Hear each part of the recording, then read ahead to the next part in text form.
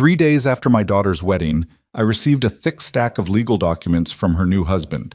He called it a family financial plan, but I, a 63-year-old widow living alone in a quiet suburban home, knew it was a trap. What Brandon Cole didn't know was that I was holding $7 million and no one in the world knew it, not even my daughter. If you want to know what I did next, like this post, comment with the city you're viewing from, so I know how far my story has progressed. And don't go anywhere. I have thought about where the story really begins, and I keep coming back to the same moment. Not the wedding, not the documents, not even the first time I looked at Brandon Cole and felt something cold move through me that I couldn't name. It begins earlier than all of that.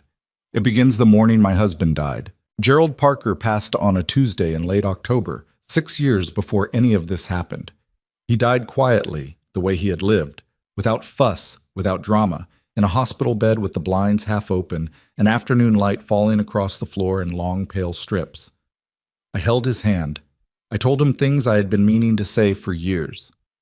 And when it was over, I drove home alone, sat down at the kitchen table, and stared at the wall for a very long time. I did not know, in those first weeks of grief, that Gerald had spent the last decade of his life quietly building something.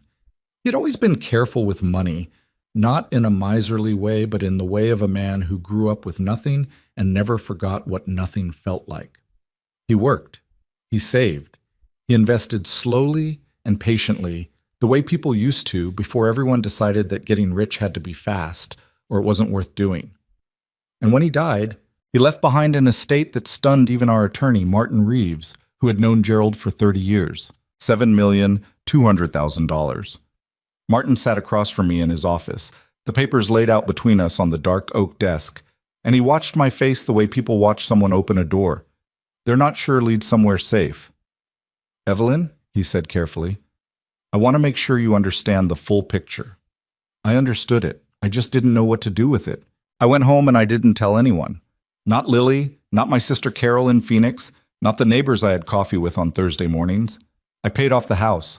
I set up the accounts the way Martin advised. I kept living the same quiet life I had always lived. The same small grocery runs, the same modest dinners, the same sensible car in the driveway. And I kept the secret folded inside me like a letter I wasn't ready to send. I want to be honest about why. It wasn't cunning, not at first. It was fear. I had watched what money did to people, the way it rearranged relationships, the way it made everyone you loved suddenly uncertain about their own motives. I was 63 years old and I had just lost my husband, and I was not ready to also lose the simplicity of knowing who loved me and why. So I said nothing, and the months became years, and life went on. And then Lily met Brandon. My daughter was 31 when she brought him home for the first time. She called me on a Thursday evening, her voice doing that thing it did when she was trying to sound casual about something she was actually very excited about. A little too even, a little too controlled. "I'm seeing someone, Mom. I'd like you to meet him. His name is Brandon Cole." I said all the right things. I was happy for her. I meant it. She had been alone for 3 years after her last relationship ended badly, and I had watched her rebuild herself with the kind of quiet determination that made me proud and broke my heart at the same time. Lily was not a person who fell easily. She was careful. She was thoughtful. She had her mother's instinct for reading people, or so I believed. Brandon Cole arrived on a Saturday afternoon carrying a bottle of wine and a smile that was just slightly too practiced. He was 40 years old, broad-shouldered, with the kind of surface confidence that reads as warmth until you look at it a second time and realize you can't find the warmth underneath the performance. He shook my hand. He complimented my garden. He asked questions about Gerald. How long had we been married? What had he done for work? What was he like? And I answered all of them without thinking much about it, because in the moment, the questions seemed like the natural curiosity of a man trying to understand the family he was hoping to join. It was only later, driving home that night and replaying the conversation in the quiet of my car, that I realized every question Brandon had asked about Gerald circled back, one way or another, to money. I told myself I was being unfair. I told myself I was a grieving widow with a habit of suspicion, projecting old fears onto a man my daughter loved. I made myself a cup of tea and I went to bed and I slept badly and I didn't say anything to anyone. 6 months later, Lily told me they were engaged. Tint. The wedding was beautiful, in the way that weddings always are. All that hope and white fabric and flowers arranged just so, everyone smiling and pretending that two people can promise forever without any of them knowing what forever costs. Lily was radiant. I will not take that away from her, not even now, looking back. She was genuinely happy. She believed in him, and standing there in that garden venue with the late May sun coming down soft and golden, watching my daughter walk toward a man I wasn't sure I trusted, I made myself be still. I made myself smile. I told myself that love was her risk to take and not mine to manage. I held it together through the ceremony, through the reception, through the toasts and the first dance, and the moment when Lily hugged me so hard I felt it in my bones and whispered, "I'm so happy, Mom. I'm so happy." "I know, baby," I said, and I held her, and I kept my face against her hair so she couldn't see mine. 3 days later, Brandon Cole came to my house alone. It was a Wednesday morning, around 10 o'clock. I was in the kitchen, hands still dusty with flour from a pie crust I was making for no particular reason, except that baking helped me think. The doorbell rang, and when I opened the door and found him standing on my porch, dressed in a collared shirt like he'd come from somewhere important, holding a manila envelope with both hands, I felt that cold thing move through me again. The same thing I had felt the very first time I met him and hadn't been able to name. I could name it now. "Evelyn," he said and smiled, "I hope I'm not catching you at a bad time." "Brandon," I stepped back. "Come in." He came in and looked around my house the way he always did, that slow assessing sweep that he dressed up as admiration.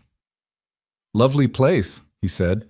"You've really made it feel like home." "Gerald and I lived here for 27 years, I said. "Can I get you some coffee?" "Please." I made the coffee.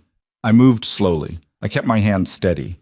By the time I set the cups on the kitchen table and sat down across from him, he was already pulling papers from the envelope, arranging them in a neat stack between us, his movements smooth and deliberate, like a man who had rehearsed this moment. "Lily and I have been talking," he began, "about getting our financial house in order. Now that we're married, we want to be intentional. Think about the future, us, our future and yours." He paused and looked at me with an expression designed to communicate warmth. "You're family now, Evelyn. We want to make sure everyone is protected." I looked at the papers. They were dense with legal language, the kind of language that sounds formal and responsible until you read it slowly enough to understand what it's actually asking for. What it was asking for was a lot. "Take your time," Brandon said. "There's no rush." I read carefully. The documents were cleverly constructed, not crude, not obvious. There were several layers to what he was proposing: a family trust structure, the assignment of financial powers of attorney, provisions for the management of assets in the interest of long-term family stability. The language was professional. It had been drafted by someone who knew exactly what they were doing. Buried in the middle of page 7 was a clause that would have given Brandon Cole, upon Evelyn Parker's signature, co-signatory authority over any accounts or assets held in my name exceeding $50,000 in value. I read it twice to make sure I understood it correctly. Then I set the papers down and wrapped both hands around my coffee cup and looked at him. "This is very thorough," I said. "We want to be responsible," he said.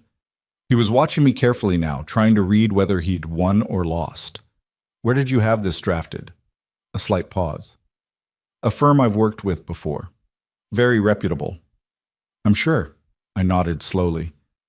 "Brandon, I appreciate the thought, truly. But I'd like to have my own attorney look these over before I sign anything. I'm old-fashioned that way." Something moved across his face, quick and gone, like a shadow. "Of course," he said. "That makes complete sense." He gathered the papers back into the envelope with the same careful deliberateness he'd taken them out with. We finished our coffee. He asked me how the pie was coming along. He kissed my cheek at the door and told me to give Lily his love, and then he walked down my porch steps and got into his car and drove away. I stood in the doorway until I couldn't see his car anymore. Then I went inside, picked up the phone, and called Martin Reeves. "Yeah, tell me everything," Martin said. "Start from the beginning." Martin was 70 years old and had been practicing law since before I was born. He was the kind of attorney who didn't perform confidence. He simply had it, worn smooth and quiet like stone in a riverbed. Gerald had trusted him completely. I trusted him with my life. I described the documents as precisely as I could. Martin listened without interrupting, making the occasional small sound that meant he was following. When I finished, there was a brief silence. "He had those professionally drafted," Martin said. It wasn't a question. "Yes. That's not an impulse move, Evelyn. That's premeditated." "I know." "Do you know what he thinks you have?" "I don't know exactly, but he's been asking questions about Gerald since the beginning. I think he's been trying to piece things together for months." I paused. "Martin, I haven't told anyone about the inheritance, not even Lily." Another silence, longer this time. "Does he know that?" "He knows I'm a widow living modestly. He probably assumes I have something. He doesn't know how much." I looked out the window at the empty driveway. "I'd like to keep it that way." Martin was quiet for a moment. "What are you thinking?" "I'm thinking," I said slowly, "that I need to understand what I'm dealing with before I do anything at all. And I'm thinking that the best way to understand a trap is to make it look like it's working." There was a long pause. Then Martin made a sound that, in 30 years of knowing him, I had learned to recognize as the sound of him deciding to do something he found ethically interesting. "Come to my office tomorrow morning," he said. "Bring everything you remember about those documents. We need to talk this through properly." "I'll be there at 9. Evelyn," his voice was careful, "be very sure you want to go down this road. Once you start something like this—" "Martin," I said, "he married my daughter. If he's what I think he is, she is at risk. That is not something I am capable of ignoring."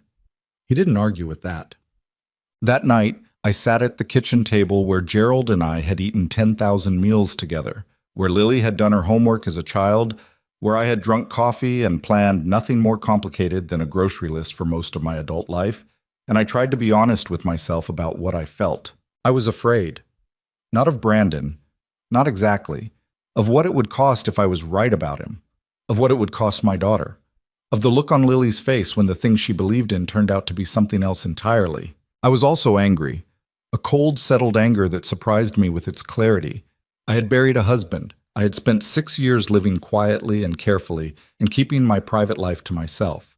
And 3 days after my daughter's wedding, a man with a practiced smile and a manila envelope full of legal language had come to my kitchen table and tried to take something from me. I thought about Gerald, about the discipline and patience it had taken him to build what he'd built, about the morning I'd sat in Martin's office and understood for the first time that my husband had spent 30 years thinking about my future, building something he wouldn't live to see me use.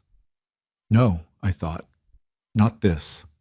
Not him. I washed my coffee cup. I turned off the kitchen light. I went upstairs and lay in the dark for a long time, listening to the house settle around me, and I made myself a promise. Whatever Brandon Cole was planning, he would not be the one who won. Martin's office was on the 3rd floor of a brick building downtown that had been there since 1962 and still smelled faintly of wood polish and old paper. I arrived at 9 sharp. His assistant, a young woman named Dara, brought us both coffee without being asked, and then closed the door quietly behind her, which meant Martin had already told her this was a private meeting. He was behind his desk, reading glasses pushed up on his forehead, and he looked at me the way he'd been looking at me for 30 years, with the direct, assessing patience of a man who had no interest in wasting either of our time. "Sit down, Evelyn." I sat. "I've been thinking about this since we spoke yesterday. Before we discuss any strategy, I need you to tell me what you believe his endgame is, not what you suspect. What you believe." I thought about it carefully. I believe he married Lily at least in part because he thought there was money in this family. I believe he's been gathering information about Gerald, about me, about what we might have, for months. The documents he brought were a test. He wanted to see whether I would sign without pushback, or whether I'd hesitate. I folded my hands in my lap. He wasn't expecting me to know what I was reading. "That's the mistake amateurs make," Martin said. "They design something clever and then they assume the other person won't understand it. He thinks I'm a sweet old widow who bakes pies. And what do you want to do about that?" I told him. Martin listened to the whole thing without expression, which was the way he listened to things he was seriously considering. When I finished, he took off his reading glasses entirely, set them on the desk, and looked at me directly. "You want to fabricate financial records," he said. "I want to create a version of my financial picture that is technically accurate in some respects and strategically incomplete in others. I want him to believe I have something worth pursuing, but something much smaller than the truth. Modest enough that he relaxes. Not so small that he loses interest." "And the purpose?" "The purpose," I said, "is to give him enough rope to keep pulling while I watch where the rope leads. If he's willing to manipulate a stack of documents to get at what he thinks is a modest inheritance, what will he be willing to do when he thinks there's real money involved?" Martin was quiet for a long time. "Evelyn," he finally said, "if Brandon is as deliberate as you believe he is, he will keep pushing. This won't stay at the level of paperwork. He'll find other angles, other pressure points. I know. Lily is the most obvious one." The word hit me the way he meant it to. "I know," I said again.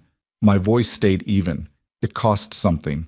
"Then you understand that this plan carries real risk. Not to you financially.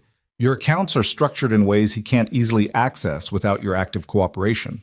But to your relationship with your daughter. If he uses her—" "That's exactly what I'm afraid of," I said. "And it's exactly why I can't do nothing." I leaned forward slightly. "Martin, if I go to Lily right now, today, and tell her what I suspect, she will not believe me. She's been with him for over a year. She's in love. She's 3 days into her marriage. She will think I'm a jealous, overprotective mother trying to sabotage her happiness." I paused. And maybe part of her would be right to wonder. Because right now, all I have is a feeling and a manila envelope. I need proof. Real proof. The kind she cannot argue with. Martin picked up his reading glasses again. He turned them over once in his hands. Then he set them back down and said, "I know a forensic accountant I trust completely. Very discreet. I'll want her involved." I felt something loosen slightly in my chest. "Thank you." "Don't thank me yet." He looked at me seriously. "One condition. Everything goes through me. You don't act independently. You don't make moves without telling me. If this goes sideways, I need to be able to protect you, and I can only do that if I know what you're doing." "Agreed. And Evelyn." He held my eyes. "I need you to be prepared. There is a reasonable chance that when this is over, Lily will be hurt, badly. And some portion of that hurt, no matter how carefully we handle it, is going to land on you." I looked at him steadily. "I know." "You're sure?" "She's my daughter," I said. "I have been sure about her for 31 years. That doesn't stop because it's going to hurt." He nodded once, and that was that. The next 2 weeks were the strangest of my life. I went about my ordinary days, the grocery runs, the coffee mornings, the slow domestic rhythms of a retired widow, while underneath all of it, Martin and his forensic accountant, a sharp-eyed woman named Paula Chen, were working quietly to build a picture that didn't quite exist. The fabricated records were, technically speaking, not fabrications. They were a legitimate snapshot of a subset of my finances, the smaller, more visible accounts, the modest investment portfolio that had always been the public face of my money, the image I had always projected because it matched the life I was actually living. What they omitted was everything else. Martin drafted a summary letter on his firm's letterhead that any reasonable person reviewing it would take as a complete accounting of my assets. It listed a total figure of $340,000. Not nothing, but not what Brandon was hoping for either. We mailed a copy to a P.O. box Martin had registered with Brandon Cole listed as the authorized recipient. The cover letter explained that this was sent in response to his inquiry about the family estate, per his attorney's recent correspondence with the Parker family. There had been no such correspondence, but there would be now. Martin had contacts, careful, professional contacts. He knew how to make a paper trail look real. We waited. It took 4 days. On the 5th morning, Lily called me. Her voice was doing the too even thing again, but this time there was something underneath it that wasn't excitement. Something thinner, more careful. "Mom," she said, "Brandon was wondering if you'd had a chance to think more about the family planning documents he dropped off." I kept my voice warm and slightly vague. "Oh, honey, I've had my attorney take a look. Tell Brandon I'll be in touch next week. We're just reviewing a few things." A brief pause. "Is everything okay?" "Everything's fine. How are you two settling in?" She let me change the subject, but the call sat uneasily with me long after we'd said goodbye. because I knew, the way you know things about a person you've loved since the moment they were born, that Lily had not made that phone call on her own initiative. She had been asked to make it. Brandon was already working every angle he had, and I had the terrible, clarifying realization, standing in my kitchen with the phone still warm in my hand, that whatever he was planning, it had been planned for a long time. The pie sat cooling on the counter. Outside, the late afternoon light was going amber and long across the yard. My husband had planted the oak tree in the corner of the garden the year Lily was born. It was enormous now, all these decades later, and it threw a long shadow across the lawn. I looked at it for a moment, then I picked up the phone and called Martin. "It's moving faster than I expected," I said. "Tell me," he said, and I did. Martin picked up on the second ring, which meant he had been expecting me to call. "He moved through Lily," I said, without preamble. "That phone call this morning. He put her up to it. I'd bet my life on it." "I'd say that's a reasonable bet." Martin's voice was measured, but I knew him well enough to hear what lived underneath it. He was concerned. "How did Lily sound?" "Careful, like she was reading from something she'd half memorized and was trying to make sound natural." "Did she seem aware of what she was doing?" That was the question I hadn't wanted to sit with, and Martin knew it. "I don't think so. I think she believed she was just checking in on her mother." I paused. "Which makes it worse, doesn't it? He's using her without her knowing she's being used." "That's how people like him operate," Martin said. "They don't ask for help. They arrange things so that the help happens automatically." He was quiet for a moment. "Evelyn, I need you to be very careful about how you handle Lily going forward. Don't pull away from her. That's what he'll want. If you become distant, she'll feel it and she'll tell him, and he'll use that too. Stay warm, stay present. Give him nothing to work with." "I understand. Paula has finished the initial review of the fabricated records package. She's satisfied it will read as authentic to anyone who isn't specifically looking for gaps. We're ready to let it sit in front of him. And then we watch." "And then we watch," he agreed. "Get some sleep, Evelyn. This is going to take longer than either of us would like." I did not, in fact, get much sleep. I lay in bed that night listening to the oak tree move in the wind outside and thinking about Lily, about the way she had sounded on the phone, that thin, careful note under her voice, and about how many times in her life I had heard her try to be someone's peacemaker without understanding she was being positioned to play that role. She had done it as a child, stepping carefully between her father and me during the few real arguments Gerald and I ever had, offering tea, changing the subject, smoothing things over with the 11-year-old's fragile diplomacy. She had always wanted everyone to be okay. It was one of the things I loved most about her, and one of the things that frightened me most now, under these circumstances. People who need everyone to be okay are very easy to manipulate. All you have to do is make them believe that their compliance is what's keeping the peace. I understood, lying there in the dark, that Brandon Cole had read my daughter with precision. He called me himself 4 days later. I was in the garden when my phone rang, kneeling in the dirt with my gardening gloves on, pulling up the last of the autumn-bloomed marigolds that had gone dry and brown at the edges. It was the kind of gray November afternoon that smells like cold earth and coming rain, and I almost didn't answer. Then I saw the name on the screen, and I sat back on my heels and took one slow breath before I picked up. "Brandon," I said pleasantly. "What a nice surprise." "Evelyn?" His voice was warm, easy, perfectly calibrated. "I hope I'm not interrupting anything." "Just some garden cleanup. What can I do for you?" I wanted to check in personally. I know Lily reached out earlier this week, and I just wanted to make sure you didn't feel any pressure around the documents. We really are in no rush. A brief, well-timed pause. I also wanted to say, and I hope this doesn't come across the wrong way, that I've been thinking about you a lot lately, about what it must be like managing everything on your own. I want you to know that Lily and I consider ourselves your family. We want to carry some of that weight. It was a beautiful performance. I would have believed it if I hadn't been looking for the bones underneath it. "That means a great deal to me," I said, and I put just enough warmth into it to sound real without overdoing it. "I've had my attorney take a look at everything, and I think we're getting close to a place where I'll be comfortable. There are just a few questions about the asset structure. Nothing dramatic." "Of course." Another pause. Shorter this time, a fraction tighter. "Did your attorney have specific concerns?" I'd be happy to have our people connect, just to make sure everyone's on the same page. Our people. He said it so naturally, like it was simply a matter of coordination between equals. Like the documents he'd brought to my kitchen table were a routine administrative matter rather than a legal maneuver designed to give him access to my money. "Oh, I don't want to make it complicated," I said mildly. "These things always take a little time. You know how attorneys are." He laughed at that, an easy, practiced laugh. "I do. Take all the time you need. And Evelyn, I mean it about being family. Lily loves you more than anything. We both want you to feel safe and looked after." "You're very kind," I said.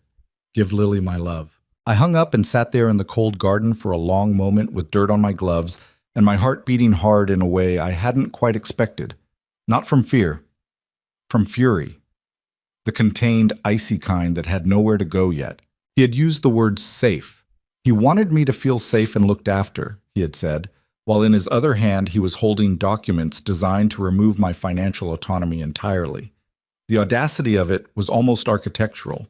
He had built something, this man. Something constructed very carefully over a long period of time, and now he was running his hand over the surface of it to make sure there were no rough edges showing. I called Martin before I'd even stood up from the garden. "He called me directly," I said. "He's checking whether the attorney review is going to be a real obstacle or a polite delay." "What did you tell him?" "That we're almost comfortable, that there are a few questions about asset structure." I pulled one glove off and pressed my bare hand against the cold ground for a second, grounding myself. "Martin, he offered to have his people connect with my people. He wants to know who he's dealing with. Then we give him something to look at." Martin's voice shifted. That slight brightening that meant he was moving into the part of his work he was genuinely good at. "I'll have Dayℹ set up a preliminary call between our offices next week. Nothing substantive, just enough to establish that the review is legitimate and that the asset picture we've created is the one they're working from. And then we wait for him to make his next move. Because he will, Evelyn. Men like Brandon don't hold still. Every day that passes without a signature is a problem for them. He'll find another angle." He was right. He found one in less than 2 weeks. I had lunch with Lily on a Thursday at a small Italian place downtown that we'd been going to together since she was in her mid-20s. It was one of those places that hadn't changed in decades. The same red check tablecloths, the same owner behind the counter, the same laminated menus with the same handwritten specials board. Lily and I had the booth in the back corner that we always asked for, and for the first half of the meal, it was fine. Better than fine. She told me about the apartment she and Brandon were fixing up, about a promotion she was being considered for at the architecture firm where she'd worked for the past 3 years, about a weekend trip they were planning in the spring. She was animated and bright, and I watched her face and listened to her voice and reminded myself, carefully and deliberately, that she was not the enemy.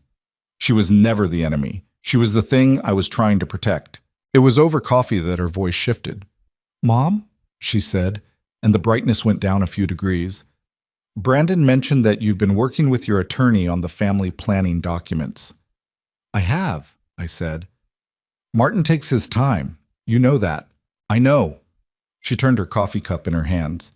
"He also mentioned, and I hope this doesn't sound weird, that the review is taking a little longer than expected, and he was wondering if maybe there's something specific that's making you uncomfortable. Like something you didn't want to say to him directly." I looked at my daughter, at the careful peacemaking set of her face, at the way she was trying to build a bridge between two sides of something she didn't fully understand. "Lily," I said gently, "why is Brandon asking you to ask me this?" She blinked. He's not asking me to ask you. He just mentioned it, and I thought," "Sweetheart," I kept my voice soft. "He mentioned it to you because he knew you'd bring it up to me. He's not wrong that it works. Look, here we are, having the conversation he wanted us to have." Something moved across her face. Not quite offense, not quite recognition either. Something in between uneasy and searching. "That's not fair, Mom." "Maybe not," I said. "I'm not saying it to criticize him. I'm just noticing the pattern." I reached across and touched her hand briefly. "Everything is fine with the documents. It's simply taking the time it takes. Will you tell him that for me?" She said she would. but her eyes were quieter for the rest of the lunch, and I drove home with the weight of what I hadn't said pressing down on the back of my chest. He was threading her through every conversation, every inquiry, every pressure point, every attempt to move me faster. It all passed through Lily first. She was the softest route to me, and he had mapped that from the beginning. That night, I sat at the kitchen table with a piece of paper and I wrote down everything I had observed since the day he'd come to my door with that envelope. The phone call through Lily, his direct call to me, the offer to connect our attorneys, the lunch conversation he had engineered without being in the room. I wrote it all down and I looked at it for a long time, and then I called Martin. "I want to move to the next phase," I said. "Tell me what you're thinking." I want to give him what he thinks he wants. I want the documents signed, a version of them. A version you've reworked so that it appears to give him co-signatory access to the smaller accounts we've listed in the fabricated records. Something that looks like a win for him. I paused. And while he's focused on that, I want to see what he actually does with it. Martin was quiet for a moment. "You understand that involves a controlled risk." "I understand, but Martin, he's not going to stop pushing through Lily. Every time he does, it costs her something. Every time she carries a message she doesn't know she's carrying, it erodes something between us. I need him to think he's won enough to get careless." "Give me a few days to draft something," Martin said. "Something that looks real but isn't." "How long until we have it ready?" "End of next week." "Evelyn," he paused. "Once you sign anything, even something constructed the way I'm describing, the dynamic changes. He'll feel the shift. He'll get bolder." "That's the point," I said. He sighed, not unhappily, more like a man settling into something he had decided to see through. "End of next week," he said. "I'll call you." TAS. The modified documents were, in Martin's words, a masterpiece of careful ambiguity. They gave Brandon exactly what he appeared to want: co-signatory authority over the accounts listed in the fabricated financial summary, while concealing the fact that those accounts held a combined total of just under $12,000, spread across 3 minor savings accounts that I had opened years ago and rarely used. The language was real. The authority he would hold was real. What wasn't real was the picture he had of what those accounts contained. I signed them in Martin's office on a Friday afternoon, with Martin watching and Paula Chen as a witness, and then I went home and made dinner and sat by the window in the gathering dark and waited. I didn't have to wait long. The following Monday morning, Martin called me at 7:45. "We have movement," he said. Paula Chen had been monitoring the accounts, legally, with full authorization. Overnight on Sunday, someone had made 2 attempts to access account information using login credentials that were not mine. The attempts had not succeeded because Martin had worked with the bank's security division in advance to flag any access attempts from unrecognized devices and require secondary verification. But the attempts had been logged, time-stamped, documented. Someone with access to your account details and your partial login information tried to get in, Martin said. This wasn't a random intrusion. This was targeted. He knew the account numbers, I said. The documents. He had the documents now. He knew enough to attempt access, not enough to complete it. Martin paused. Evelyn, account details at this level of specificity don't come from guessing. They come from someone who's seen the documents directly or had them described in detail. I sat very still. Lily has a copy, I said quietly. Brandon had insisted when the paperwork was finalized that Lily receive a copy for their household records. I had not objected at the time because objecting would have looked suspicious. She has a copy of everything. Martin didn't say anything for a moment. He didn't need to. She didn't do it on purpose, I said. My voice was steady, but it cost me. She wouldn't. She doesn't even understand what the documents mean, not fully. I know, Martin said. But she may have shared information without realizing what she was sharing, or he may have accessed her copy without telling her. Either way, the information had moved from Lily's hands into whatever Brandon was doing with it. Either she had passed it along trustingly, without understanding what she was providing, or he had taken it from her. Both possibilities were awful in different ways, and I sat with that for several long minutes after I hung up, alone in my kitchen in the early morning light, trying to hold the shape of what I was feeling without letting it break me. Because what I was feeling was this. My daughter was already deeper inside this than I had let myself believe. And Brandon Cole was not a man who made small plans. He had tried to access my accounts 4 days after getting the documents. He hadn't hesitated. He hadn't waited. He had simply moved, immediately and without apparent conscience, the moment he thought the door was open. I thought about all the months he had spent having dinner at my table, asking careful questions about Gerald, complimenting my garden. I thought about the way he had kissed my cheek at the door and told me to give Lily his love. I thought about the phone call where he had told me he wanted me to feel safe. And then I thought about what Martin had said the very first day we had sat down together to talk about all of this. Men like Brandon don't hold still. No, they didn't. They moved fast and quiet, and they didn't stop until something stopped them. I pulled out my phone and I opened my text to Lily and I typed, "Thinking of you today, sweetheart. Love you." And I stared at it for a second before I sent it, because it was true, and also because it was all I could safely say, and the gap between those two things was wide enough to fall into. 3 dots appeared almost immediately. Then, "Love you too, Mom. Coffee soon?" "Yes," I typed back. "Soon." I set the phone down on the table. Outside, the oak tree stood still against a pale sky. Somewhere in the city, Brandon Cole was looking at a screen that had told him his access attempt had failed, and he was already deciding what to try next. Whatever it was, I needed to be ready for it before it reached my daughter. The coffee with Lily happened on a Wednesday, 10 days after the failed account access attempt that Martin had documented and I had not yet told anyone about. We met at the same Italian place, same back booth, same laminated menus. But something was different this time, and I felt it the moment Lily sat down across from me. She looked tired. Not the ordinary tired of a busy week. Something deeper, the kind that lives behind the eyes and doesn't lift when you smile. She smiled at me when she sat down, and it was a real smile, but it was working harder than it should have had to. I ordered for both of us without asking, because I knew what she always got, and she let me, which told me she was grateful not to have to make a decision about anything right now, even something as small as soup or salad. "How's the apartment coming?" I asked. "Good. Almost done with the second bedroom." She wrapped both hands around her water glass. "Brandon wants to use it as an office. I was thinking maybe a guest room eventually, but..." She shrugged with one shoulder. "We'll figure it out." I noted the shrug, the trailing off. I noted that she'd said we'll figure it out in the tone people use when they mean he'll decide and I'll adjust, and that she didn't seem to notice the difference. "And work?" I asked. "Good. Really good, actually. The promotion is looking more likely." A genuine brightness came into her face for a moment, the specific brightness that appeared whenever she talked about her work, which she loved cleanly and without complication, the way she loved very few things.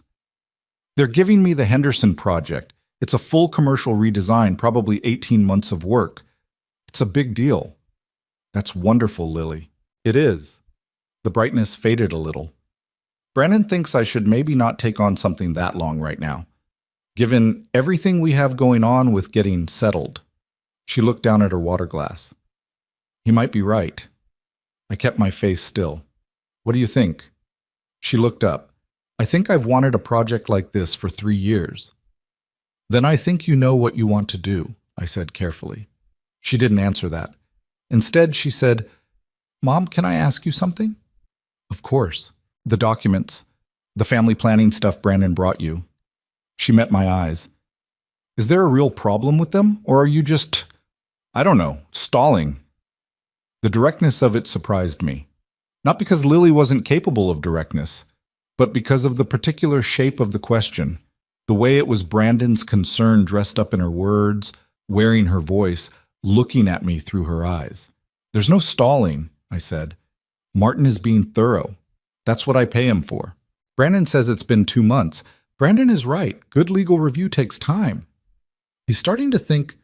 She stopped, pressed her lips together. "What is he starting to think, Lily?" She looked uncomfortable, the way she used to look as a teenager when she'd been put in the middle of something and didn't know how to get out without upsetting someone. "He's starting to think you don't trust him." "I've known your husband for 14 months, I said. "Trust takes longer than 14 months. "He's my husband, Mom. He's family." "I know he is."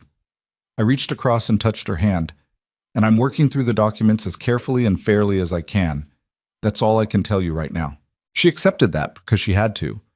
But the look on her face when she accepted it, That slightly closed, slightly distant look that meant she was deciding not to push further but not agreeing, told me that the conversation hadn't been hers to start and might not be hers to end.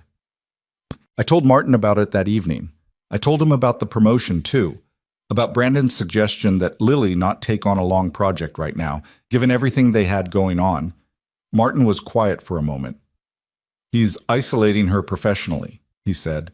That's what I thought. It's a pattern, Evelyn. Control the finances, manage the social connections, limit professional ambitions. He's narrowing her world. He's been doing it gradually enough that she doesn't feel the walls closing. I already knew it. Hearing it said plainly by someone else made it heavier, not lighter, because it meant it was real, and not just my suspicious mother brain constructing a narrative. Martin, I need to move faster. Whatever we're building, we need to be further along than we are. I agree. Paul has been pulling financial records, his specifically, public records, credit history, anything accessible without a subpoena. He paused. There are some things you should know. He told me. And what he told me rearranged everything I thought I understood about the timeline of this. Brandon Cole had a financial history that, looked at in pieces, seemed unremarkable. A business venture in his early 30s that had dissolved. A civil dispute with a former business partner that had settled out of court with a confidentiality agreement. Moderate debt. Nothing criminal.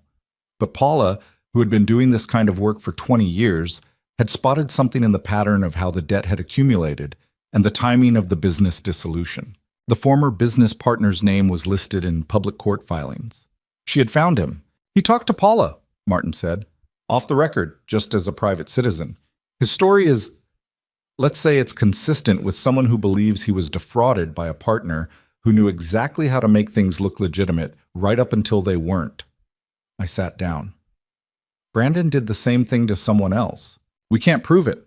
The settlement is sealed, but the shape of it, the way it moved, the way it ended, it looks familiar. Martin let that settle for a moment. Evelyn, this man has done this before. You're not the first. I thought about Lily, about her tired eyes over the water glass, about the project she'd wanted for 3 years, and the husband who thought she should wait.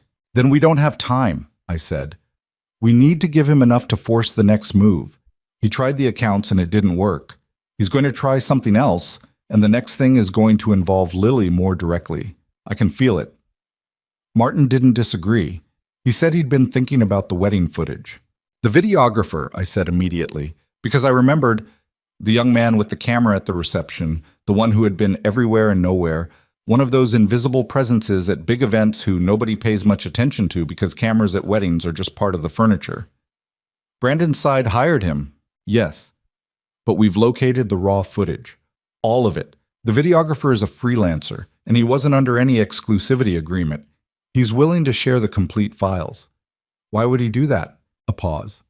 Because he was at the cocktail hour with a camera rolling when he probably should have been getting a drink of water, and he recorded something that made him uncomfortable enough that he mentioned it to someone he knew, and that someone knew someone, and eventually it worked its way to Paula's desk. Martin's voice was careful. Evelyn, I want you to be prepared before I tell you what's on it. Tell me, I said. He told me. Brandon had been standing near the bar at the cocktail hour with 2 men from his side of the guest list, men whose names I barely remembered, friends from what he called his business network. The camera had caught them from roughly 15 feet away at a moment when the ambient noise had dropped just enough. The audio wasn't perfect, but it was clear enough. Brandon's voice, relaxed and slightly loosened by champagne, saying, "She's got to be sitting on something real. The old man built for 30 years, and she's living in that house like she's got nothing. There's money there. Once the paperwork clears, we're in a position to find out exactly how much." And then one of the other men, laughing. "So what, you married up?" And Brandon, also laughing.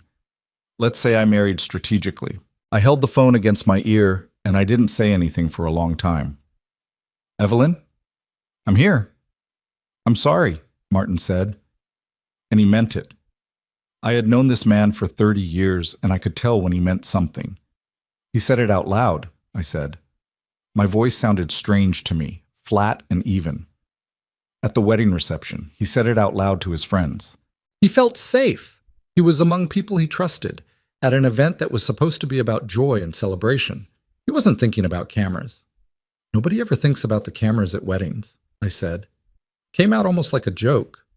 It wasn't. I'm having the footage secured and a clean copy made. Paula is writing up her findings on the prior civil case.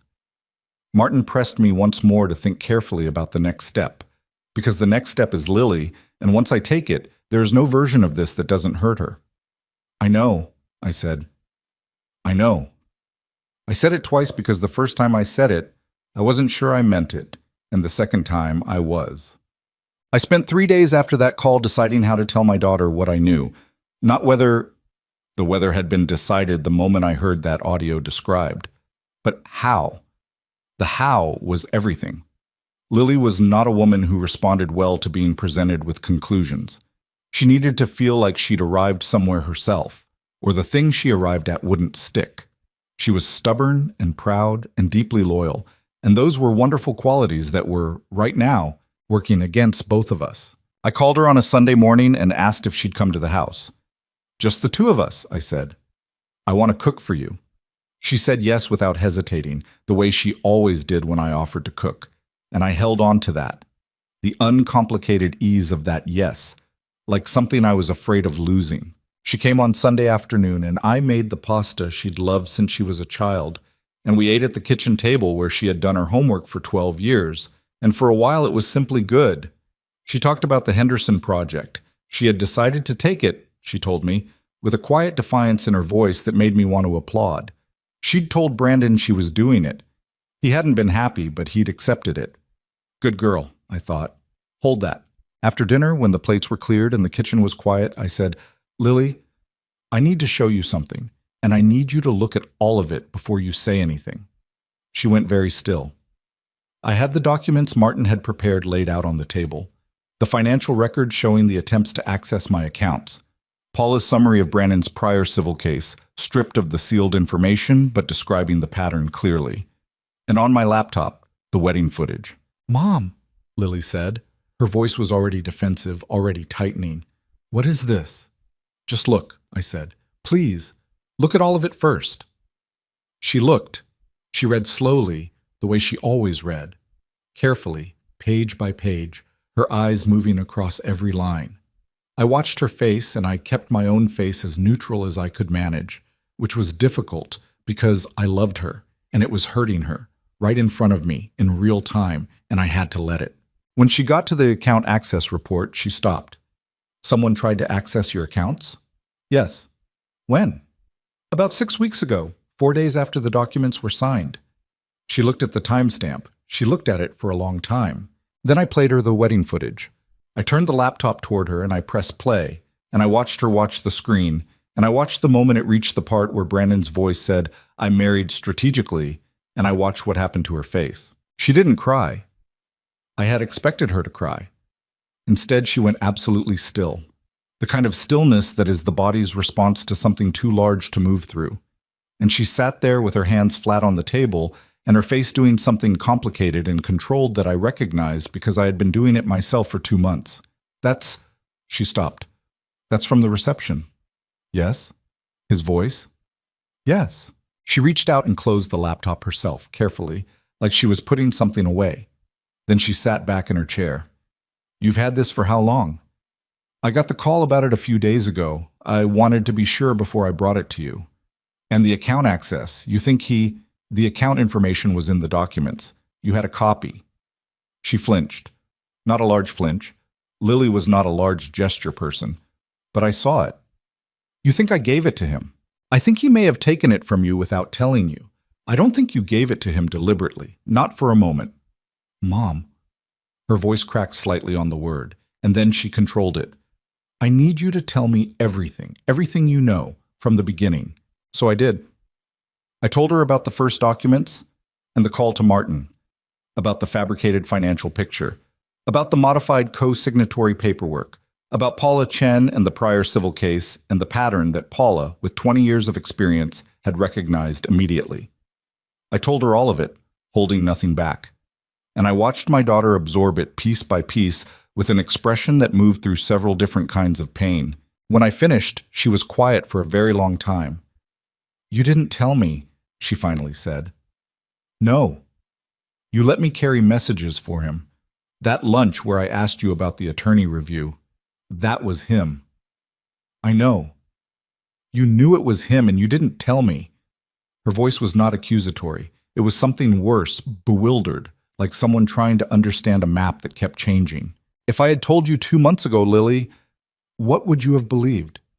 You'd been married for 2 weeks. You were in love. All I had then was a feeling and a set of documents. Would you have believed me? The silence that followed told me she knew the answer. I don't know what to believe right now, she said. Her voice was very quiet.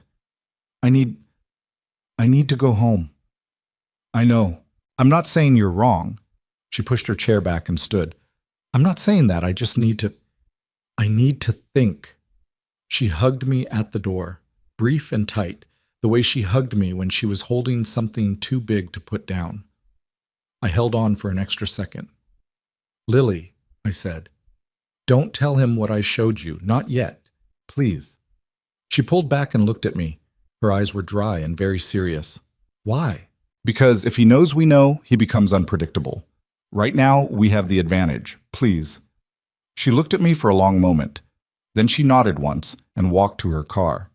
I stood in the doorway and watched her go, the same way I had stood and watched Brandon go 2 months ago, and the parallel of it sat in my chest like a stone. She called me 4 days later. It was late, after 10, and when I saw her name on the phone, I picked up immediately. Mom. Her voice was different. Something in it had changed. The bewilderment was gone, replaced by something harder and colder, and I knew that tone. I had heard it once before, when she was 19 and discovered that a friend she trusted had lied to her in a way that cost her something real. It was the voice of a person who has stopped hoping they're wrong. Lily, what happened?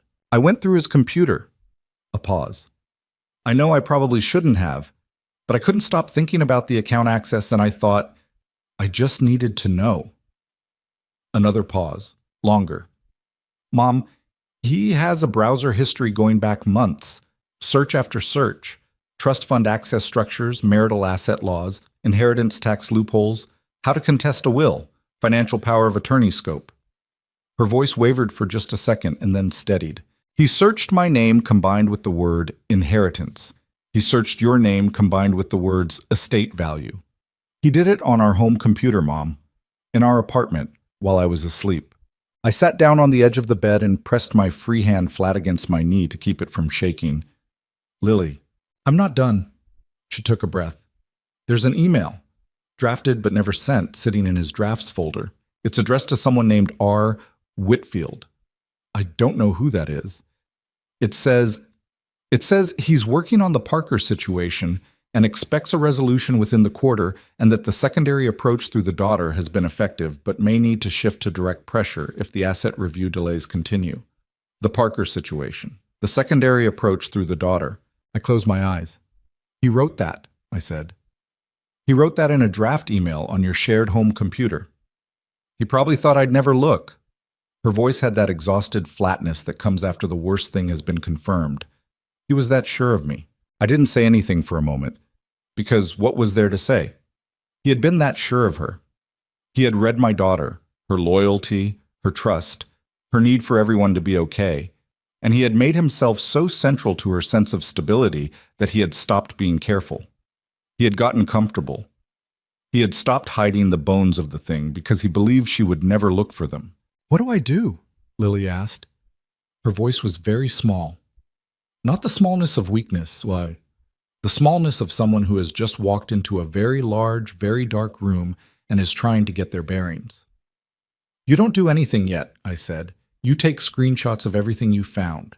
Every search, the email, all of it. You save them somewhere he can't access, and then you call me tomorrow and we go see Martin together. A long silence. Okay, she said. Lily? I needed to say this carefully. I'm sorry. I'm sorry it's this. I'm sorry I was right. She made a sound that wasn't quite a laugh and wasn't quite a sob. Somewhere between the two. Yeah, she said. Me too, Mom. After she hung up, I sat in the dark for a long time. I had been right. I had known I was right for 2 months. but being right had never felt like this. This particular combination of vindication and grief that sits in you like something broken that can't be unbroken. My daughter had married a man who had looked at her and seen a tool, who had searched her name alongside the word inheritance on a computer in their shared bedroom while she slept 10 feet away. The worst part wasn't the money. The worst part wasn't even the betrayal. The worst part was that he had been so sure she would never look. He had underestimated her, the same way he had underestimated me. That was his first real mistake, and I intended to make sure it was also his last. Lily came to Martin's office the next morning with her phone in her hand and dark circles under her eyes that told me she hadn't slept. She had sent me the screenshots the night before, 17 of them, methodical and complete, the way she did everything when she decided to do it. She had not texted Brandon. She had not called him. She had taken the evidence, secured it, and come to her mother. I was proud of her in a way that hurt to feel, because she shouldn't have had to be brave about this. She should have been in her apartment eating breakfast with a man who loved her, planning a spring trip and arguing pleasantly about paint colors for the second bedroom. Instead, she was sitting across from a 70-year-old attorney with a stack of screenshots on her phone, trying to hold herself together in a way that looked like composure, but was actually something thinner and more fragile underneath. Martin reviewed everything without expression. He had the particular stillness of a man who had seen enough human wrongdoing that very little surprised him anymore. But I watched his eyes move across the screenshots, and I saw the moment he reached the draft email, the Parker situation, the secondary approach through the daughter, because his jaw tightened slightly and then released. He set the phone down on the desk and looked at Lily directly. "You found this yourself," he said. "No one directed you to look." "No," Lily said. "It was my own decision." "And you took these screenshots without deleting or altering anything." "I took the screenshots and then I put the computer back exactly where it was. I didn't open the draft email. I didn't touch it. I just photographed the screen." Martin nodded slowly. "Good. That matters." He leaned back slightly. "Lily, I want to make sure you understand what you're looking at. Not the emotional reality of it. I think you understand that clearly enough. The legal reality." He paused. "What your husband attempted to do constitutes, at minimum, fraudulent misrepresentation and attempted financial exploitation. The account access attempt is documented. The drafted communication suggests a coordinated effort involving at least one other party, and the wedding audio," he glanced at me briefly, "combined with everything else, what we have is a pattern of conduct that a court would take seriously." Lily listened to all of it with her hands folded in her lap and her face very still. Then she said, "What are my options?" "Not what are our options. What are my options?" I noticed it and loved her for it. Martin outlined them carefully. She could consult a family law attorney. He had someone in mind, a woman named Carolyn Marsh who was excellent and direct, about the process of dissolution. The marriage was young enough, and the financial entanglement limited enough given the asset structure we had created that the legal process should be relatively clean if Brandon chose not to fight it. The "if" was the operative word. "He will fight it," I said quietly. "He's not a man who accepts loss." Martin looked at me. "I expect you're right, which is why the next step matters more than any of the ones that came before it." We had 9 days between that morning in Martin's office and what I have come to think of as the meeting. 9 days during which Lily went home to the apartment and continued living her ordinary life, making dinner, going to work, starting the preliminary stages of the Henderson project with a focus I later understood was partly professional and partly a way of having something solid to hold on to, while inside she was carrying a truth she couldn't yet put down or set free. She told me later that those 9 days were the hardest of her life. Harder than she expected because she'd assumed that once she knew the truth, it would make everything simpler. It didn't. Knowing what Brandon was didn't make the 3 years she'd spent loving him disappear. It didn't make the wedding photos on the wall easier to look at. It made everything stranger and more painful. This layering of what had been real and what had been performed, and the nearly impossible task of separating them when they had been so carefully woven together. I kept looking at him, she told me later, and trying to find the seam, trying to see where the real person ended and the performance began. And the worst part was I couldn't always find it. There were moments, just ordinary moments, dinner, watching TV, where I thought, maybe I'm wrong. Maybe the email was something else. Maybe I misread it. She paused. And then I remembered the wedding footage, the way he said it. I married strategically, and the maybe went away. I understood that. The maybe is the cruelest part of being deceived by someone you love, because your brain will keep trying to give them the benefit of it long past the point where there is no benefit left to give. Brandon, for his part, gave no sign of knowing anything had changed, which was either a testament to his composure or evidence that he was supremely confident in Lily's loyalty. That he had so thoroughly shaped her sense of what was normal that he expected her to absorb what she'd found and explain it away herself, without him having to do anything at all. That confidence would be his undoing. On the 7th day, he called me.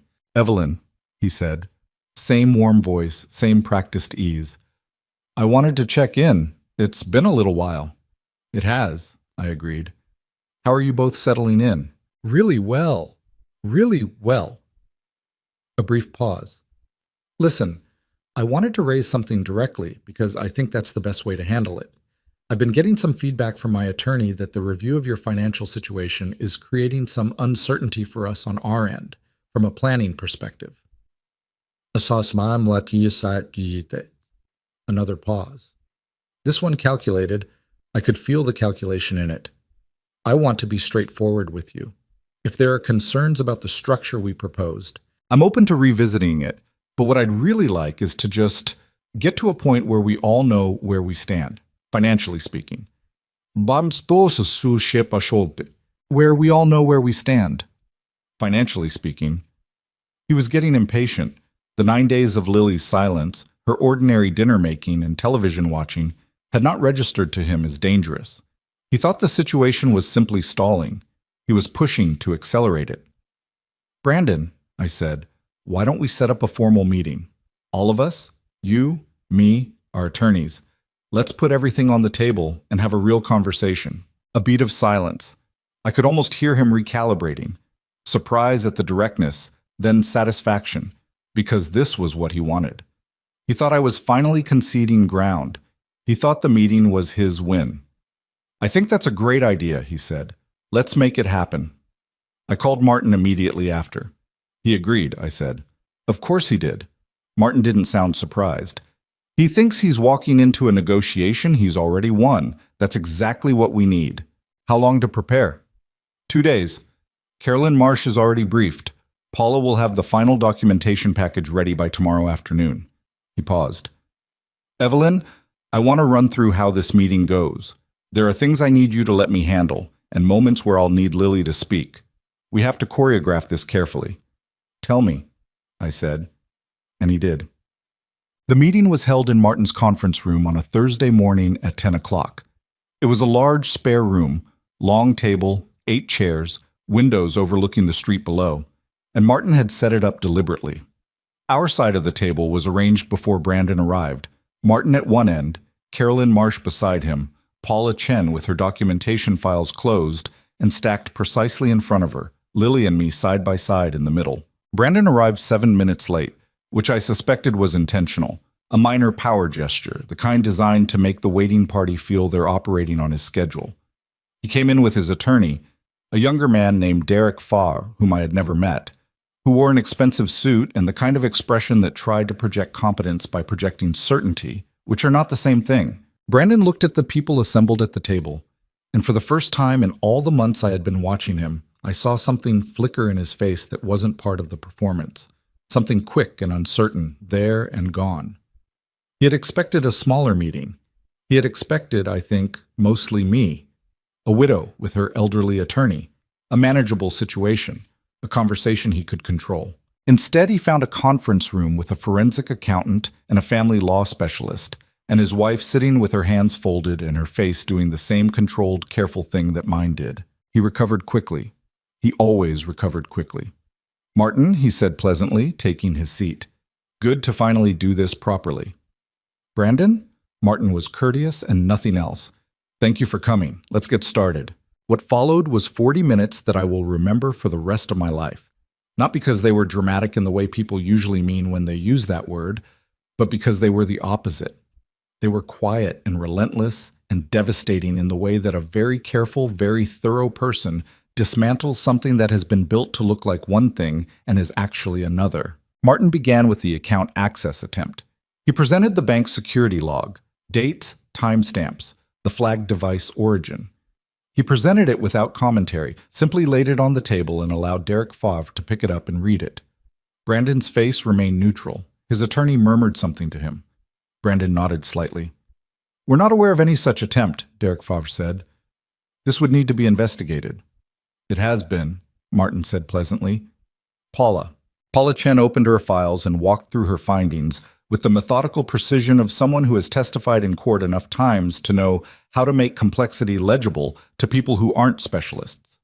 She covered the account access attempt, the origin of the credentials used, and the timeline relative to the document signing. She did not speculate. She presented facts and let the facts form their own argument. Then Martin laid the wedding footage transcript on the table. A clean-typed transcript, time-coded, with the audio file queued on a small device at his end. Brandon looked at the transcript. I watched him read it. The practiced calm of his face did not disappear. He was too controlled for that. But it went very, very still in a way that was different from composure. The stillness of something that has been caught. "This was recorded without consent," Dayℹ said immediately. "This was recorded by a hired videographer at a private event, in a space where recording was explicitly consented to as part of the event contract. Your client signed that contract." Martin looked at Dayℹ without any particular expression. "Would you like to hear the audio?" A pause. "That won't be necessary." "Then we'll move on." He moved on to Paula's summary of the prior civil case, the former business partner, the pattern, the settlement. He was careful here, precise about what was documented public record and what was inference. But the picture it painted was clear enough that Dayℹ's pen stopped moving on his notepad and didn't start again. And then Martin looked at Lily and gave her the small, deliberate nod we had discussed. Lily reached into her bag and placed her phone on the table. She had the screenshots open and organized. She walked her husband through them without looking at him directly. The browser history, the search terms, her name alongside the word inheritance, my name alongside the words estate value. And then she swiped to the draft email and placed the phone in the center of the table where both sides could see it clearly. The Parker situation. The secondary approach through the daughter has been effective. The silence in that room was the loudest thing I had heard in a very long time. Brandon looked at the phone screen. Then he looked at Lily. It was the first time since the meeting began that he looked at her directly, and what crossed his face in that moment was not guilt, not exactly, but something more complex and uglier. The expression of a man who has miscalculated something important and is in the process of understanding exactly where he went wrong. He had been so certain of her. "Lily," he said.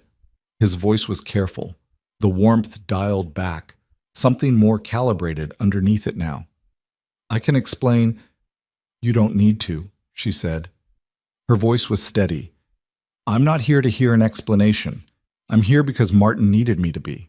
He looked at her for another moment. Then he looked at me. And what passed between us in that look, across that long conference table, in that quiet room, was something I don't have a clean word for. Not triumph, not contempt. Something closer to recognition. He understood, looking at me, that this had been coming for a long time, and that the woman he had dismissed as a sweet old widow who baked pies had been 3 steps ahead of him from the day he walked into her kitchen with an envelope. I held his gaze and I didn't look away. It was Dayℹ who spoke first, and when he did, his voice had shed the performed certainty from earlier in the meeting. What was underneath it was more careful and more real. "What exactly is it you're proposing?" Martin folded his hands on the table. "A complete and uncontested dissolution of the marriage. A full release of any and all claims, current, pending, or prospective, against Evelyn Parker or any entity associated with her estate. A signed agreement that Brandon will have no further contact with Evelyn's financial affairs in any form." He paused. "In exchange, we do not pursue criminal referral for the attempted account access, which is currently documented and reportable. We do not pursue civil action for fraudulent misrepresentation and attempted financial exploitation, and we do not make the wedding audio or the draft email a matter of public record. Dayℹ looked at the documents in front of him. He looked at his client. Brandon's jaw was set. He was working through something. I could see it, the mental arithmetic of a man calculating whether there was still a way to win from this position. I had expected this. Martin had expected this. We had talked about it. The moment when a man like Brandon, backed into a corner, assesses whether aggression is still a viable option. "You understand," Brandon said, and his voice had dropped the warmth entirely now, "that I have legal standing as Lily's husband. Any action Lily takes is her own," Carolyn Marsh said. She had not spoken until this moment, and the precision of her timing was impeccable. "She is a legally competent adult pursuing a dissolution of a marriage that was entered under materially false pretenses. The documentation in this room supports that characterization extensively." She looked at Brandon with the mild, impersonal focus of someone who is very good at her job and entirely unbothered by the person she's looking at. "You're welcome to contest it, but I would encourage your attorney to advise you on what that process would involve and what would become discoverable in the course of it." The word discoverable landed exactly the way it was intended to. Dayℹ put his pen down. "Can we have a few minutes?" he said. "Of course," Martin said. Brandon and his attorney stepped out. The door closed. Lily let out a breath that she had clearly been holding for a long time, and I put my hand over hers on the table, and she turned her hand over and held on. "You're doing well," I said quietly. "I feel sick," she said. "I know." We sat like that for 11 minutes.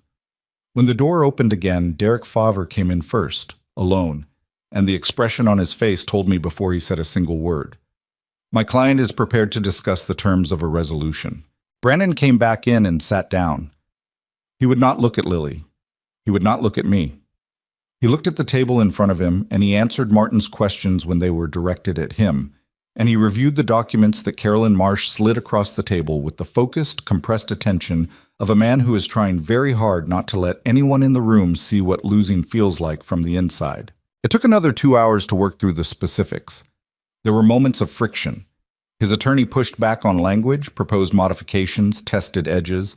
Martin held firm on everything that mattered and gave ground on things that didn't, which is the skill of a man who knows the difference. Brandon said very little.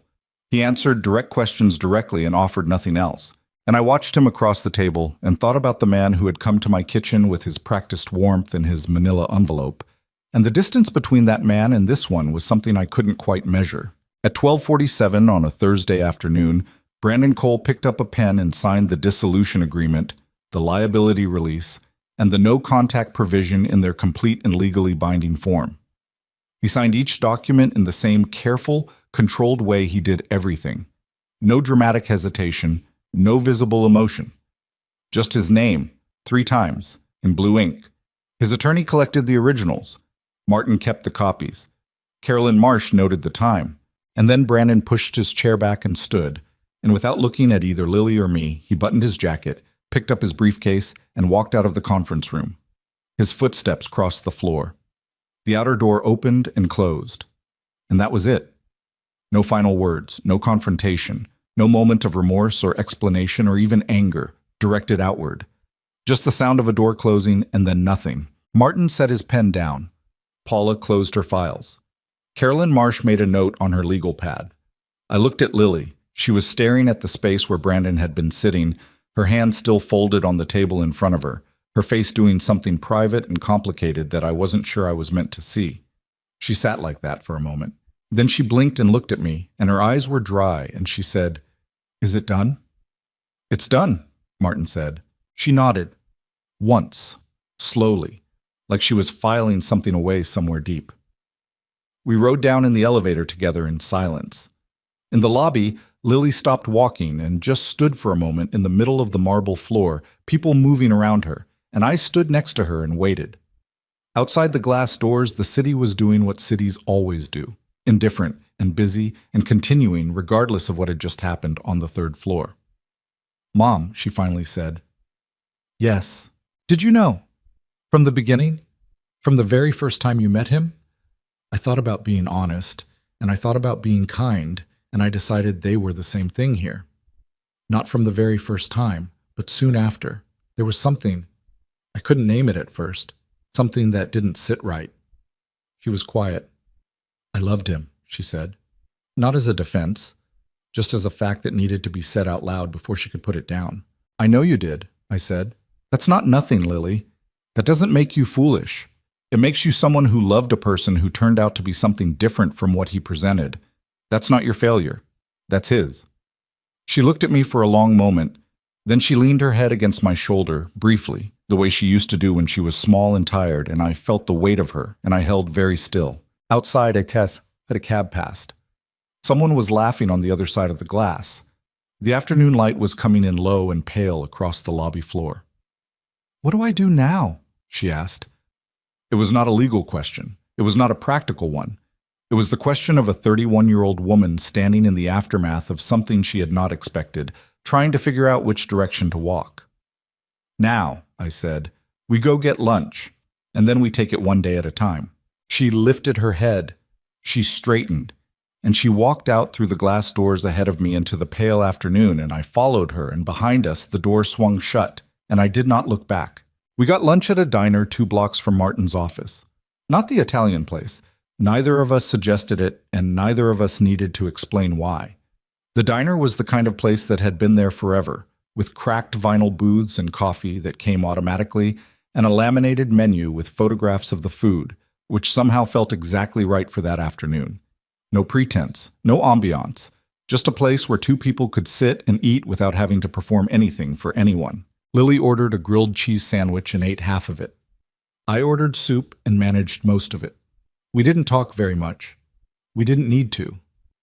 There's a particular kind of silence between a mother and daughter that isn't empty.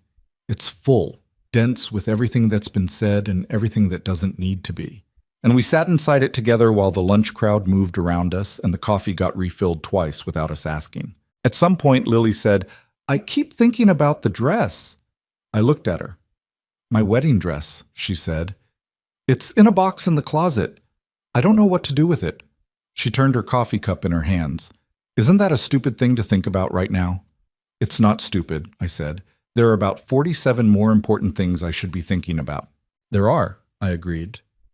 "And your brain is thinking about the dress instead, because the dress is something you can actually picture. The other 47 things are too large to look at directly yet." I paused. "That's not weakness. That's just how grief works." She looked at me. "Is that what this is? Grief? What would you call it?" She thought about it seriously, the way she did with questions she wasn't going to answer carelessly. "I don't know. It doesn't feel the way I expected grief to feel. I thought I'd be sadder or angrier." She shook her head slightly. "Mostly I just feel emptied out, like someone removed something and left the space behind." "That's grief," I said. "It doesn't always come in the form people expect." She was quiet again. Then, "Mom, when did you know it was really bad?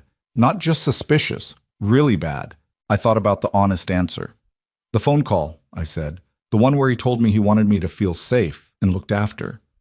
While in his other hand, he was holding documents designed to take away every protection I had. I set my spoon down. It wasn't the documents that told me how bad it was. It was the fact that he could say those words, safe, looked after, with complete ease, at the same moment.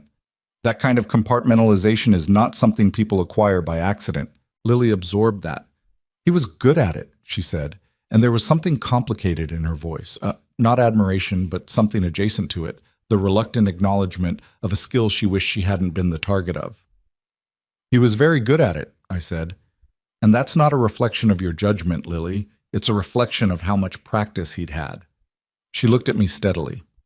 "You knew about the other person, the former business partner?" "Yes."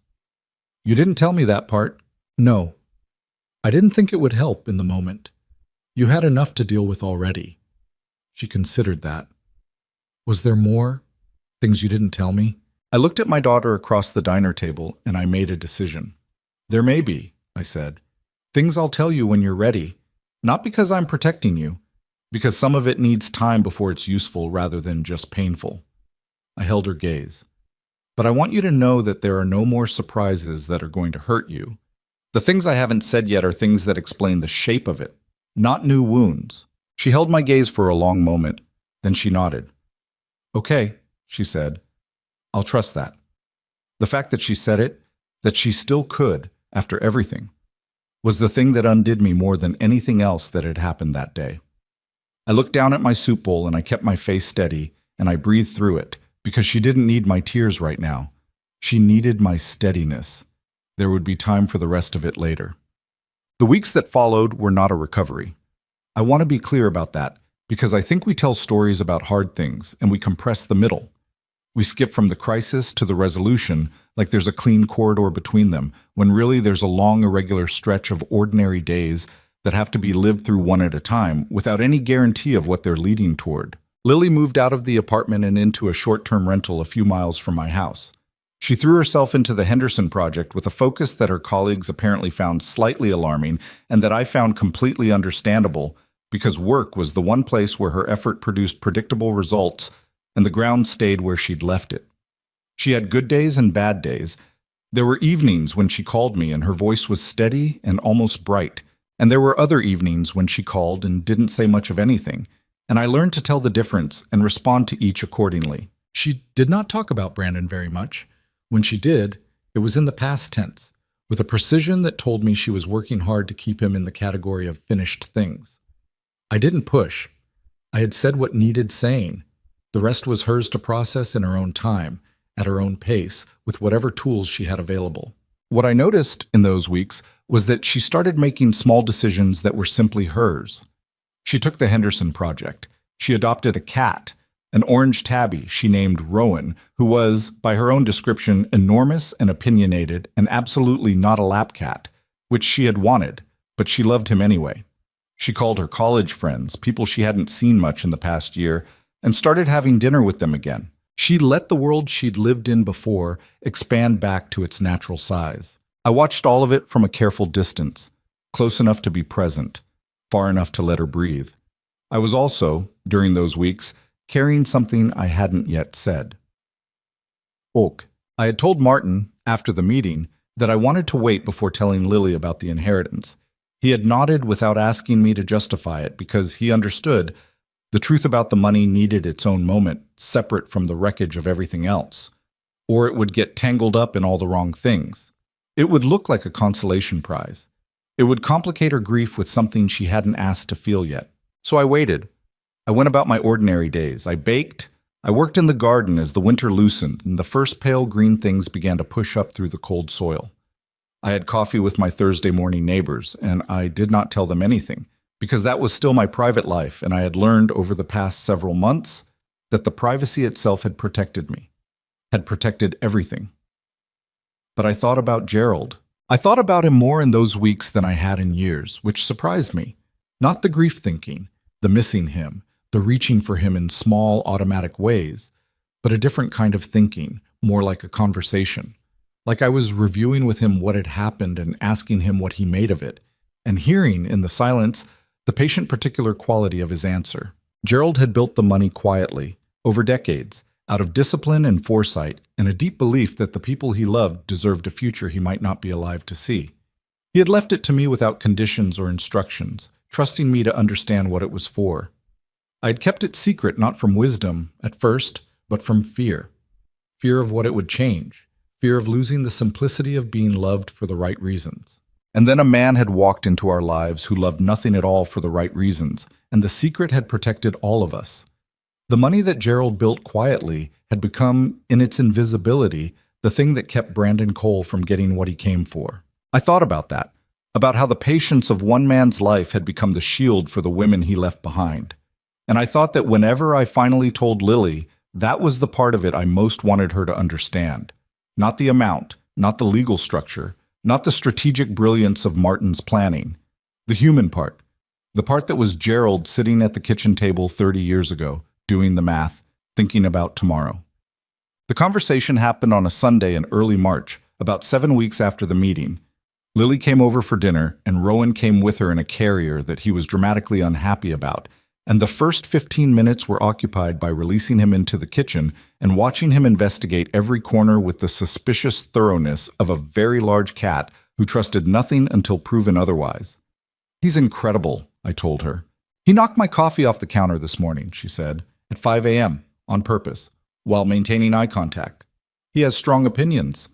He has no respect for private property. We ate dinner with Rowan sitting under the table making occasional commentary, and it was the most normal an evening had felt in months. Lily looked better. Not healed, but better. The emptied-out quality had begun to fill in at the edges with something that was slowly becoming herself again. After dinner, when the dishes were done and Rowan had settled into an enormous self-satisfied loaf on the armchair in the corner, I made tea and sat across from my daughter at the kitchen table, where everything in this story had begun and continued, and where things were, tonight, going to arrive somewhere new. "Lily," I said, "there's something I need to tell you, something I should have told you a long time ago, before any of this happened." I paused. I didn't, for reasons that made sense to me at the time and that I'm still not entirely sure were right. So before I tell you, I want to say that I'm sorry. For the secret itself. You deserve to know. She looked at me with the particular alert stillness that meant she had understood, from my tone, that whatever came next was large. "Tell me," she said. I told her about the morning after Gerald died, about Martin's office and the papers laid out across the oak desk, and the number that had stunned even a man who had known Gerald for 30 years. I told her about the decision I had made to say nothing, my fear, my uncertainty, the way the secret had started as a protection and simply never found the right moment to end. I told her about the accounts and the structure and the amount, and I watched her face as I said it. $7,200,000. Lily sat very still. She looked at me for a long moment without speaking, and in that silence I felt everything. The fear that she would be angry, the fear that she would feel betrayed all over again, the fear that I had miscalculated the timing and this would land wrong and undo the fragile good we'd built in recent weeks. All of it lived in me, simultaneously, in the space of those quiet seconds. "Dad?" she finally said. Not a question, a statement of understanding. "Your father," I said. 30 years of careful, patient work. He never made a big show of it. You know how he was." "I know how he was." Her voice was soft. "He drove that car until the air conditioning broke. He resold his shoes instead of buying new ones." "He was saving," I said. "He was always saving, not for himself." Lily's eyes filled. Not tears of anger, something else. The particular tears of recognizing someone you have loved and lost. Recognizing them suddenly and specifically, the way you sometimes do years after they're gone. "He knew he might not be here," she said. "He knew there were no guarantees, and he wanted to make sure that whatever happened, we would be okay." I paused. He left it to me and trusted me to know what to do with it. I didn't always know, but I kept it safe. And when Brandon... She stopped. When Brandon came to my kitchen with his envelope, what he was trying to get to was something he didn't even know existed. He thought there might be a modest estate, a few $100,000 maybe. He had no idea. I looked at her steadily. And because he had no idea, everything he did was done in the dark. He grabbed at shadows. He built his whole scheme around a fiction of what I had, and the real thing was sitting somewhere he couldn't reach and didn't know to look. Lily sat with that for a moment. "It protected us," she said slowly. "The secret. It protected us. In a way I never planned. Yes." She looked down at the table. I watched her think. The real kind of thinking, the working through kind, not surface processing, but something deeper. Rowan shifted in the armchair and resettled with a small sound of feline satisfaction, and the kitchen was quiet around us. "Why are you telling me now?" she asked. "Because it's over," I said. "Because you're safe. Because you've had enough time to separate this from everything else that happened.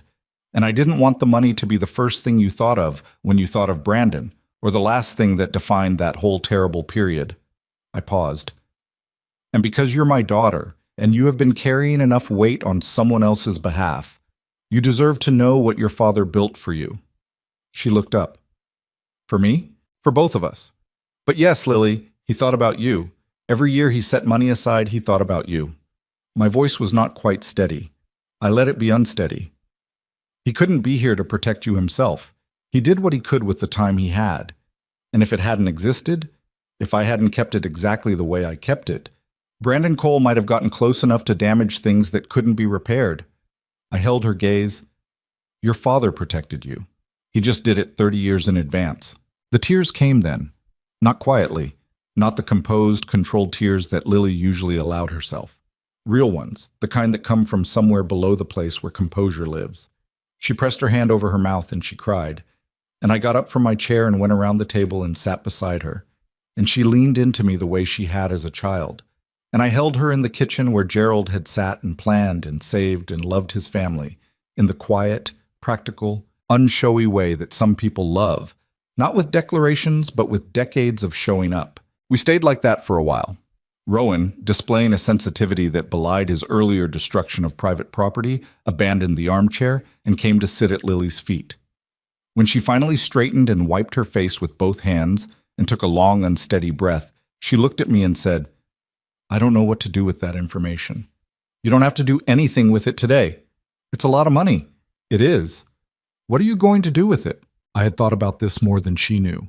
I had thought about it in the garden and in the car and in the quiet of the evenings, and I had arrived at something that felt right, not because it was dramatic or generous in a performed way, but because it was simply what I wanted, which is a good enough reason for most decisions. "I'm going to keep living the way I live," I said. "The house, the garden, the Thursday, coffee mornings. I don't want a different life. I like this one." I paused. "I'm going to set up a structure that protects the principal and let it keep doing what it does. Martin has been managing it conservatively for years and it's been fine." I looked at her. "And when the time is right, not today, not as a gift connected to any of this, I want you to have a portion of it, not all of it. A portion that gives you choices, that lets you take the Henderson project and every project after it, and never have to calculate whether you can afford to say no to something that's wrong for you." I held her gaze. "Your father wanted you to have choices, Lily. That's what the money is for, not things. Choices." She was quiet for a long moment. "I don't want to take it because of what happened," she said carefully. "I don't want it to feel like a consolation." "It's not a consolation," I said. "It predates all of this by 30 years. It would have been yours regardless. I was just waiting for the right moment, and this is it." I reached across and touched her hand. "Nothing about what happened with Brandon earns you this or takes it away from you. It was always going to be yours. He just made the timing more urgent." She turned her hand over and held mine. "Mom," she said. "Yes. I'm angry that I didn't know. I want to say that. I understand why you did it. I even think it turned out to be the right decision, but I'm still angry that I didn't know." "I know," I said. "That's fair. You're allowed to be. And I'm not angry at you," she added carefully. "I'm just angry that it had to be this way, that we had to keep secrets to be safe, that a man could walk into our lives and make us feel like hiding was the only protection we had. I thought about that, about the truth of it, the particular grief of having to be strategic about love, having to be guarded about trust, having to plan for the worst in order to arrive at the best. There was something deeply wrong about a world where that was the skill required of women who simply wanted to live their ordinary lives. "You're right," I said. "It shouldn't have had to be that way." I paused. "But I also want to say this because I've been thinking about it for months. The secrecy wasn't only fear. In the end, it was also a kind of patience. I waited. I watched. I trusted that the truth would become clear if I gave it time and didn't panic. And it did." I looked at her. "That's the thing I want you to carry, if you carry anything from all of this. Not the drama of it, not the specific maneuvers. Just the fact that patience and clarity, held together, are more powerful than almost anything someone can throw at you. Brandon was fast and confident and practiced, and he still lost. Because we were steady." Lily looked at me for a long time. "We," she said. "We," I said. She nodded slowly. Something settled in her face. Not resolution exactly, but something that would eventually become it. The beginning of the shape of things after. I think about that evening sometimes, in the months that came after, when things were quieter and Lily was building herself back and the Henderson project was consuming her in the best possible way. I think about the two of us at that kitchen table, the same table where Brandon had laid out his envelope, where Gerald had eaten 1,000 meals, where Lily had done her homework as a girl, and how it had held all of it. The ordinary and the terrible and the tender. Tables are like that. Kitchens are like that. The most significant things in people's lives tend to happen in unremarkable rooms, Lily took the project and finished it 14 months later to wide professional recognition. She did not rush into anything else after Brandon. She dated cautiously, which was not her natural inclination and was therefore, I thought, a sign of genuine growth. She kept Rowan, who destroyed 2 more objects of value and remained completely unrepentant about it. She called me on Thursdays, which was new. She had started doing it somewhere in those early months after the meeting, and it had simply continued, become a rhythm, the way good things do when they're allowed to take root. I kept my Thursday coffee mornings. I kept the garden. I had Martin restructure the estate in a way that was cleaner and more intentional, and I gave Lily what I had promised her. Not all of it, but enough. Enough to give her what Gerald had intended, choices.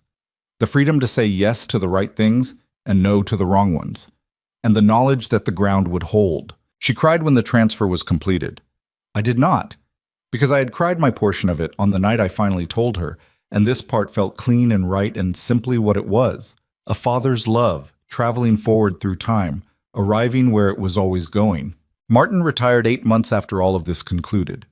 He sent me a letter on his firm's letterhead, because Martin was the kind of person who sent letters, that said, among other things, that working on this case reminded him of why he had gone into law in the first place, and that Gerald Parker had been a lucky man to have me, and that he hoped the garden was coming along well. I wrote back and told him the oak tree had never looked better. Brandon Cole, as far as I know, is still out there somewhere. That is not a comforting thought, exactly, but it is a realistic one. People like him don't stop being who they are because they lose once. They recalibrate, they find new angles. I cannot protect every person he will encounter after us, and I have had to make my peace with that, which is an imperfect peace and not a comfortable one. What I can say is this: the person he chose to underestimate this time happened to be a woman who had loved someone patient for 30 years, and some of that patience had gotten into her. He made her feel small on a Wednesday morning, and she spent the next several months proving quietly and without drama that she was not. I am 63 years old. I have buried a husband and raised a daughter and kept a secret for 6 years and outmaneuvered a man who thought he was smarter than everyone in the room. None of it was graceful. None of it was without cost. I made decisions that were right and some that I'm still not entirely sure about, and I hurt my daughter in the process of protecting her, which is the particular tax that protecting people sometimes charges, and I have paid it and tried to make it worth what it cost. What I know, at the end of all of this, is simpler than I expected. Gerald saved because he believed in tomorrow. I kept the secret because I was afraid, and then kept it because it was the right move. And eventually those 2 things became the same thing. The fear became wisdom, the secrecy became strategy, and somewhere in all of that, 2 women who loved each other managed to stay on their feet through something that was designed to knock them down. That's not a triumph. Not the clean, cinematic kind. It's something quieter and more durable. The kind of thing you don't put in a frame, you just carry it with you, in the particular way you approach the next hard thing. With a little more steadiness, a little more patience, the knowledge, earned and tested, that you have held under pressure before. And the knowledge that sometimes the most powerful thing you can possess is the thing no one knows you have. The oak tree Gerald planted the year Lily was born stands in the corner of the garden. It is enormous now. It throws a long shadow across the lawn on summer afternoons, and on certain evenings when the light comes in at the right angle, that shadow reaches all the way to the porch where I sit with my coffee and watch the yard go quiet. It was a small thing, once. It grew without anyone watching very closely, and now it is the largest thing in the garden, and nothing about this yard makes quite the same sense without it. Some things are like that.